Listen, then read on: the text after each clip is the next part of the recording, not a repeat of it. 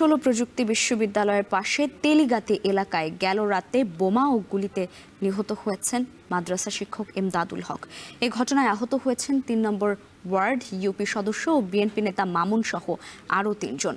রাতে মহানগরের টিটিসি এলাকায় কুয়েটের আইটি গেটের সামনে এই ঘটনা ঘটে।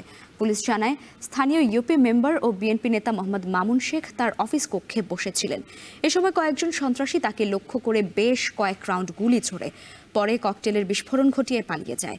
এ সময় মেম্বার মামুন শেখ সহ ৩ জন গুলিবিদ্ধ হন। আশঙ্কাজনক অবস্থায় তাদেরকে স্থানীয় কুয়েটের কাছে হাসপাতালে নেওয়া হয়। পরে সেখান থেকে আনা হয় খুলনা মেডিকেলে।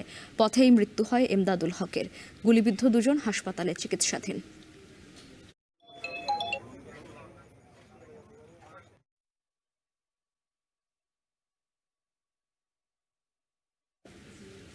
এই ঘটনার পর এলাকায় আতঙ্ক বিরাজ করছে। শোকের ছায়া নেমে এসেছে নিহতের পরিবারের।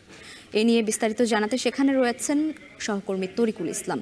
তরিকুল, এই ঘটনায় কোনো মামলা হয়েছে কিনা জানাবেন, আর আরেকটু জানাবেন স্থানীয় বিএনপির নেতারা কোনো কর্মসূচির ডাক দিয়েছে কিনা।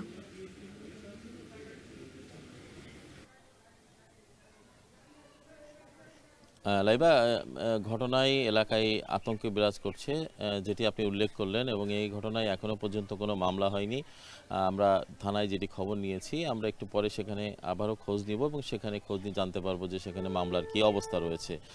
পাশাপাশি গতকাল রাতে যে ঘটনাটি ঘটেছে সেখানে ইউপি সদস্য ৩ নম্বর ওয়ার্ড তেলিগাতি ইউনিয়নের, এটি আলমঘাটা থানাধীন খুলনার প্রকৌশল ও প্রযুক্তি বিশ্ববিদ্যালয়ের পাশে। সেখানে ইউপি সদস্য মামুন সেখানে অবস্থান করছিল, তার কার্যালয়ে, ব্যক্তিগত কার্যালয়ে। সে বিএনপির ইউনিয়নের সাংগঠনিক সম্পাদক, এবং সেখানে তার কাছে একটি ব্যক্তিগত কাজে সেখানে গিয়েছিলেন যিনি নিহত হয়েছেন মাদ্রাসা শিক্ষক এমদাদুল হক।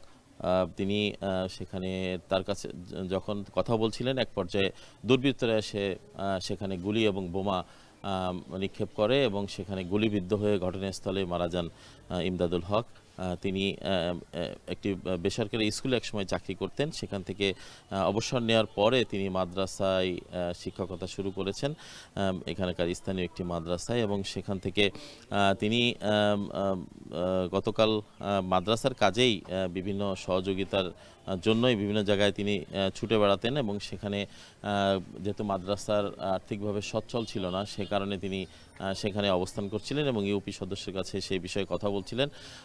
আমরা যেটি পারিবারিক সূত্রে জানতে পেরেছি, এবং তিনি নিহত হওয়ার পরেও এলাকায় কিন্তু আতঙ্ক বিরাজ করছে, এবং ঘটনাস্থলে গতকাল পুলিশ সহ বিভিন্ন আইনশৃঙ্খলা রক্ষা বাহিনীর সদস্যরা উপস্থিত ছিলেন।